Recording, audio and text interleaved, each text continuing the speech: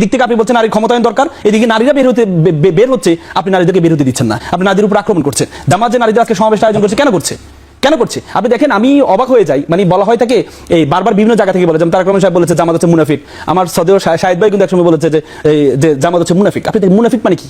দ্বিচরিত্র। আপনি মুখে বলেন এক, কাজে আরেক। কিন্তু আমরা কি দেখি, আমরা বাংলাদেশে আপনি নারীর ক্ষমতায়ন চান, এদিকে নারীকে বিরোধী দিচ্ছেন না, এটা তো আর একটা বড় ধরনের মুনাফিক। আপনার দুই রকম হচ্ছে, আপনি উপরস্থ বলেন আমি হায়ের পক্ষে, আপনার ভিতরগ্রস্ত আপনি নায়ের ক্যাম্পেইন করছেন, তাহলে এটা কি মুনাফিকি না?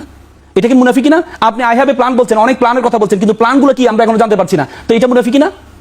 আপনি বললেন আমি পালিয়ে, আমাদের কেউ পালিয়ে যায় নাই, অথচ উনি কোথায় ছিলেন? লন্ডন ছিলেন। অথচ এই যে আপনি বললেন আমাদের কেউ পালিয়ে যায় নাই, এইসব কথা শুনলে তো মানুষ হাসবে, এটা তো একটা মুনাফিকি।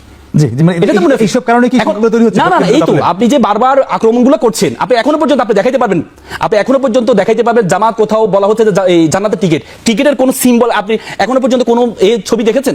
বা বিকাশে টাকা যাচ্ছে এখন কোন ছবি বা ভিডিও দেখেছেন? অথচ আজকে আমরা সীতাকুণ্ডে কি দেখেছি? আসলাম সাহেব 1700 কোটি টাকা তার ঋণ খেলাপি, আসলাম চৌধুরী, তিনি হচ্ছেন এই দিবেন, যারা ভোটার তাদেরকে জন্য গিফট বিকাশের মাধ্যমে দিবেন, এটার জন্য আমরা একটা জিনিস মিডিয়াতে দেখেছি।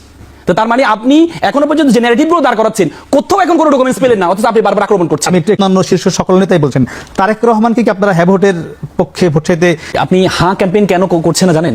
হাঁ ক্যাম্পেইন করলে পরিবর্তন তো আর থাকবে না, কারণ আমাদের সংস্কারের মধ্যে আছে যিনি দলীয় প্রধান হবে তিনি প্রধানমন্ত্রী হতে পারবে না। তো তাহলে আর বাংলাদেশে তো আর পরিবর্তন তো থাকবে না। আপনি বিএনপি যে পরিবর্তনের যে এটা স্ট্রাকচারটা, দলীয় প্রধান হবে আবার প্রধানমন্ত্রী তিনি হবেন একই পরিবারের, সেটা তো থাকবে না। এই জন্য হাঁ ক্যাম্পেইন ওরা করবে না। কিন্তু এটাই যে সবচেয়ে বড় মুনাফিক। আমি প্রথমে আপনাকে বলেছি, আপনি উপরস্থ বলেন হায়ের পক্ষে, ভিতরে কথা আপনি না ক্যাম্পেইন করছেন। আপনি বিভিন্ন ভিডিও আপনি দেখেছেন, বিএনপি নেতারা বলছেন, যারা সাধারণ মানুষ তাদেরকে বলছেন যদি হাঁ জয়যুক্ত হয় তাহলে বিসমিল্লাহ থাকবে না, তাহলে ইসলাম থাকবে না। আবার আওয়ামী লীগকে গিয়ে বললো যদি হাঁ জয়যুক্ত হয় তাহলে তোমরা রাজনীতি করতে পারবে না। এই যে আমি একটু আসি ভাই, এটা ছোট করে বলতে হবে। হ্যাঁ, ছোট করে বলছি। তাহলে এই যে রাজনীতি, এটাই তো বড়, আমার কাছে সবচেয়ে বড় মুনাফিকই মনে হয়।